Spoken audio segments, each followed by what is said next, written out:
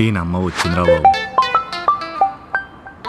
ఓ 100 dates అండి మీకు.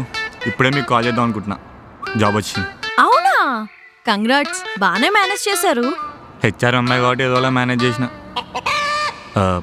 మిమ్మల్ని ఒకటి అడగాలండి. అడగండి. అది మీరేమనుకోరుగా?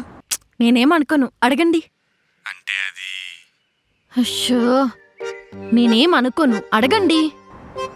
అంటే ఏం లేదండి, మా ఓనర్ రెంట్ కట్టాలి. వాడు ఈ నెల రెంట్ కట్టకపోతే ఖాళీ ఇస్తా అంటున్నాడు. నా శాలరీ రాగానే ఫస్ట్ మీకు డబ్బులు రిటర్న్ ఇస్తా. కొంచెం అప్పిస్తారా? దేనికైనా ఇంత నుసుగుతున్నారు.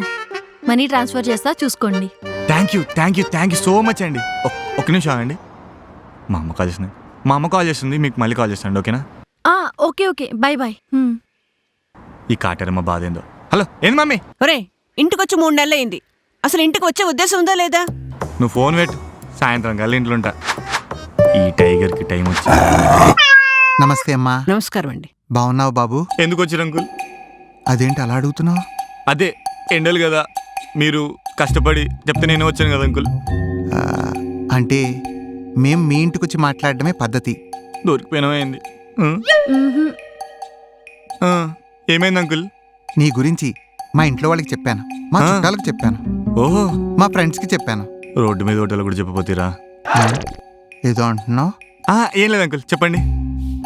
అందరిది ఒకటే మాట, పెళ్ళేలాగా 2 సంవత్సరాల తర్వాత చేస్తావు కదా. అది కానీ ఈ నెలలో మంచి ముహూర్తాలు ఉన్నాయి. ఎంగేజ్మెంట్ ఈ మంత్ లో చేసుకోమంటున్నారు. ఎంగేజ్మెంటా? ఎంగేజ్మెంటే. ఎంగేజ్మెంటా? రే, ఎవరికి ఎంగేజ్మెంట్? ఎవరికిరా? చెప్పరా. మళ్ళీ ఏం గొడవ తీసుకొచ్చావురా ఇంటికి? చెప్పరా, మళ్ళీ ఏ వెదప్పని చేసి వచ్చావురా? చెప్పరా. ప్రతిరోజు ఏదో వెదప్పని చేసుకురావడం, మీ నాన్నతో గొడవ పడ్డం. ఎంత అదృష్టవంతరాలు. మీ నాన్న తెలిసి నన్ను చంపేస్తాడరా. చెప్పరా, చెప్పు.